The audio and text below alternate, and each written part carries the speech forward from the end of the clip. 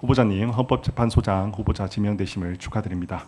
후보자님께서는 과거 대법관도 하셨고 이제 헌법재판관도 되시는 거잖아요. 네.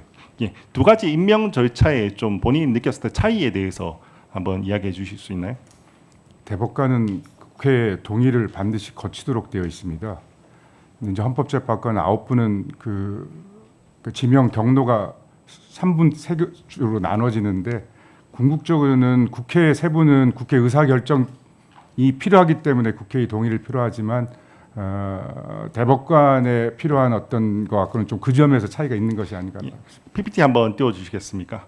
간략하게 제가 정리를 해봤습니다. 먼저 대법관 같은 경우는 대법관 추천위원회에서 3배수를 먼저 추리면요. 그 다음에 대법원장님께서 먼저 제청을 하시고 그 다음에 국회와 그 대통령의 지명을 동의를 받게 되어 있습니다. 이 과정에서 먼저 법원에서 먼저 추천을 하고 그 다음에 국회와 대통령 모두 동의를 얻는, 모두가 동의해야 되는 이런 절차를 좀 거치고 있습니다.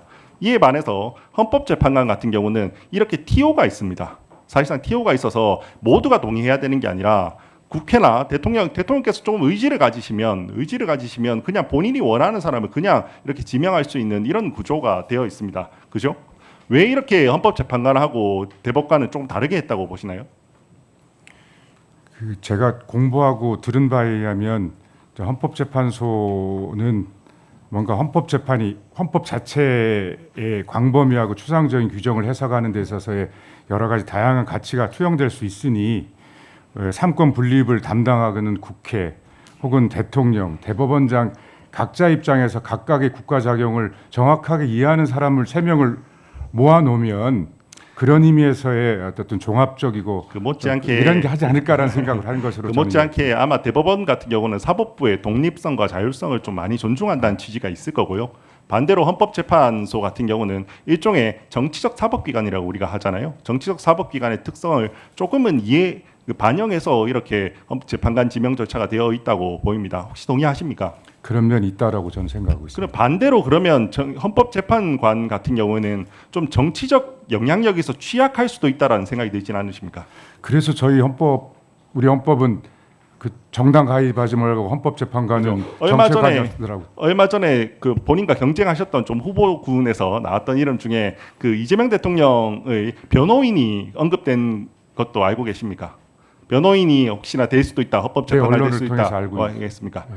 그리고 반대로 다음 PPT를 한번 보시면요, 지금 대법관 같은 경우는 우리가 우리법연구회, 국제인권법연구회라고 해서 특정 학회 출신들이 헌법재판소에 너무 많다라는 이런 이야기가 좀 나오는 거 알고 계십니까?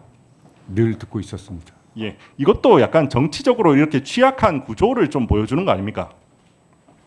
그렇게 비춰줄 수 있는데 계속 제가 법안에 있으면서도 우리법연구와 국제인권법연구에 대한 그런 우려의 시선은 조금은 거둬. 근데 어쨌거나 뭐 대법원하고 좀 당장 숫자에서도 차이가 나잖아요. 숫자에서도 대법관은 전체 대법관이 13명이죠. 뭐 13명 중에 지금 2분이 학회 출신인데 헌법재판관 같은 경우는 9명 중에 4명이 되는 거거든요.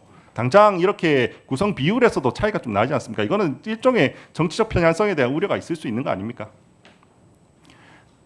그런 점에 있어서 아이가 편향성의 우려. 근데 저는 있을 수 있다고 생각합니다. 왜냐하면 헌법재판소라는 게 정치적 사법기관이라는 게 그렇게 나쁜 건 아니고요. 왜냐하면 이게 위헌법률 심판이라든지 또는 뭐 기본권 침해에 대한 헌법 소원이나 이런 부분들은 어느 정도 뭐 입법 작용이나 뭐 이런 부분과 유사한 측면이 있고 그렇기 때문에 태생 자체가 조금 정치적 사법기관의 성격을 가지고 헌법재판소가 구성이 됐다고 좀 생각을 합니다. 동의를 하십니까?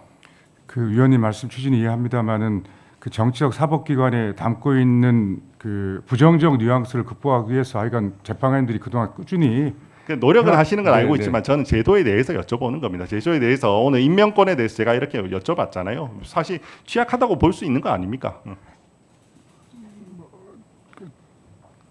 정확하게 하여간 그런 우려가 있다는 점을 그러면 왜냐하면 맘먹고 이재명 대통령께서 뭐 이재명 대통령 아니더라도 다음 누군가 대통령이 정말 너무 자기만 원하는 사람을 지금은 선정할 수도 있는 구조 아닙니까 현재?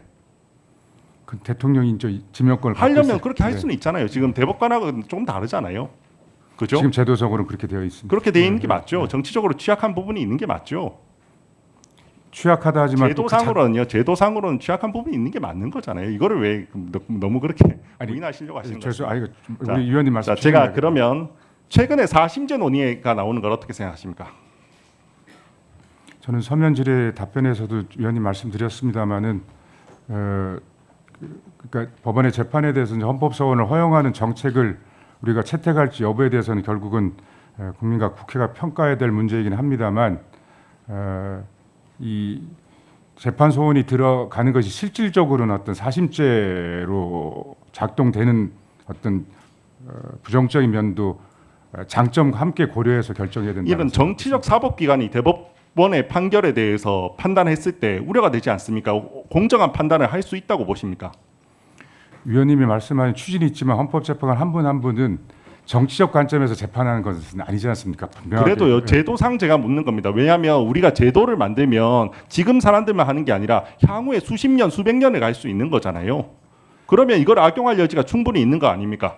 누군가 정치인이 자기의 재판에 대해서 연관되는 사람을 헌법재판관으로 임명할 수 있는 구조 아닙니까? 아까 전에 제가 말씀드렸잖아요. 이재명 대통령 같은 경우는 본인의 변호인을 재판관으로 임명한다는 그런 그 이야기도 나왔었잖아요. 물론 대신에 현실화되지는 않았습니다. 그런데 그런 것도 취약한 구조에 있는 거 아닙니까?